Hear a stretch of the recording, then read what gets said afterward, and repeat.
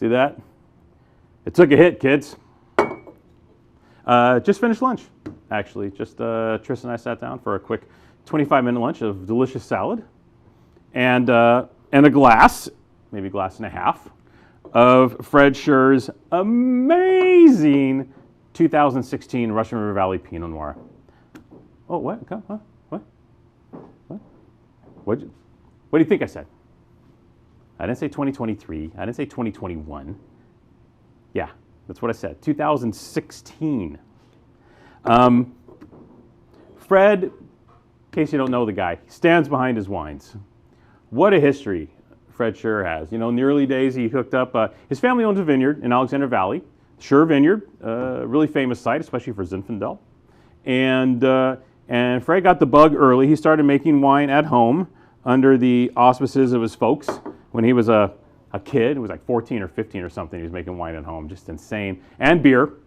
And then from there, he got a job at Greenwood Ridge, pretty famous winery back in the day, you know, in the 80s into the 90s, in the Mendo area, and worked for them for a while and convinced them to buy some of his family's Zinfandel fruit. So Greenwood Ridge for a number of years made a really great Scherr vineyard Zinfandel.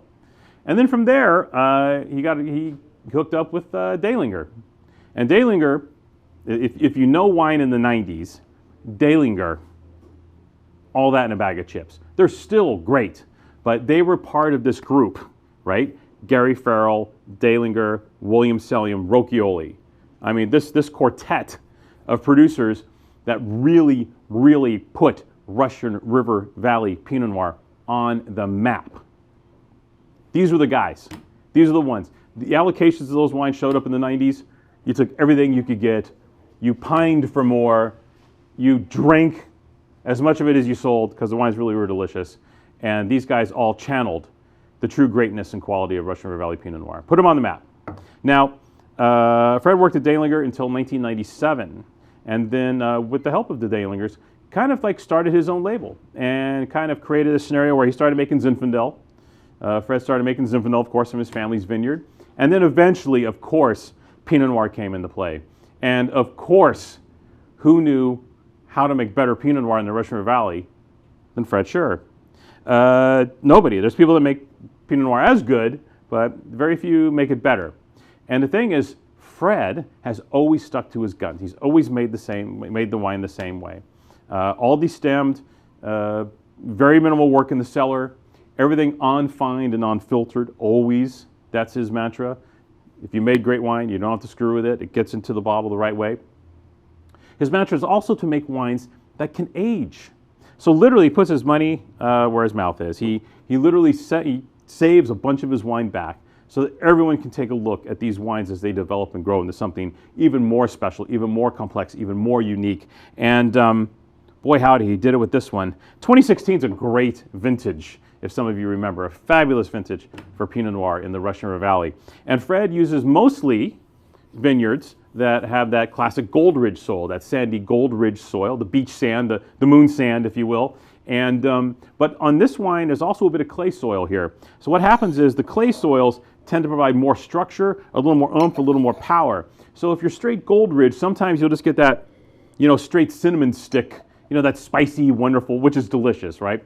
Classic straight sandy Gold Ridge soil, Pinot Noir from the Russian River Valley, has that wonderful spicy cinnamon stick thing with ease, brightness, lift.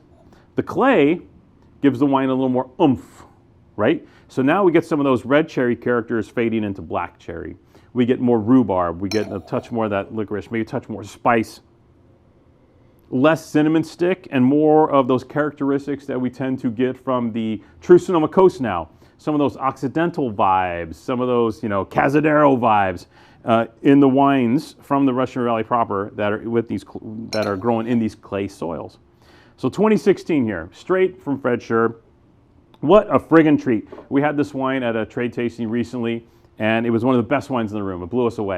And it's like, why should we be blown away by it? Why should we be surprised? It's Fred friggin' Scherr. I mean, this guy made some of the greatest Pinot Noirs in the history of California for like 30 plus years. Shocked? No. Pleasantly and pleasingly and deliciously reminded? Yes.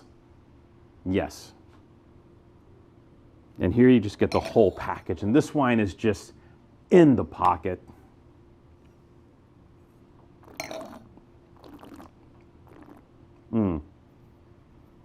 Silky, spicy.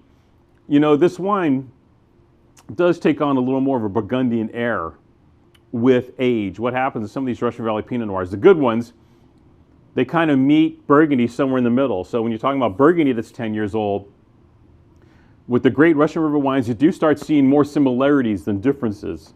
The Burgundies might be a bit more structured early on, right? There's more limestone and this kind of deal. So the soil component dictates, you know, maybe a potential greater longevity for the Burgundy wine.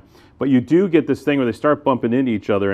And Fred Scherr's tasting note was like, man, the 2016, I did it. You know, I made a wine that had the same mojo. It was one of my favorite wines of all time, which to him was the 89 Domaine Loire Le Tuissier Chambertin. And that's a wine that kind of stuck for him. He tasted that wine and he was like, oh, that's what I want to do. And his 2016 is the wine that most reminds him that he's made of that great wine. And that's not BS. If you ever met Fred Scherr, he's not a bullshitter.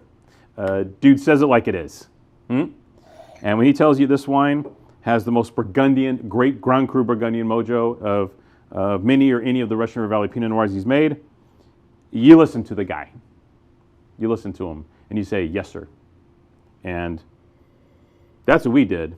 And we put our money where our palates are as well and bought a nice chunk of this. So you can have this experience. This is not a closeout. This is not like a whatever. This is Fred opening his cellar. Pricing's good. We got a special tasting day price, one shot type deal.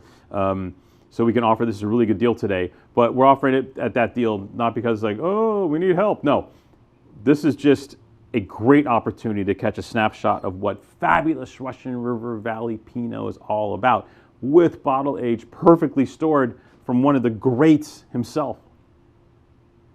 Scores? Yes, 93 points Venice. He called it one of the greatest Russian River Valley Pinot Noirs that Fred's ever made, et cetera, et cetera, et cetera. It's all out there if you want to look for it. But the point is, it's in your glass. Look at that color. Perfect. This wine has another 10 years, easy. At age 9, it's a pup still developing, but slinky.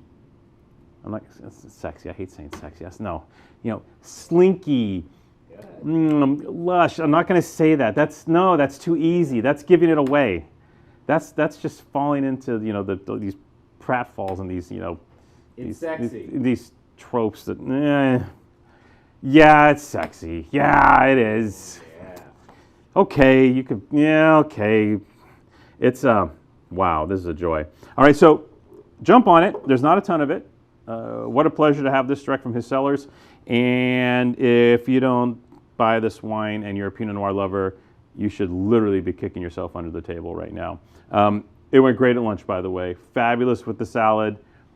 It's going to be more fabulous as we finish the rest of the bottle right after we finish shooting this. And join us in having a glass or two of this tremendous, spicy, silky, sexy Pinot Noir from Fred Scherr. Cheers, buddy.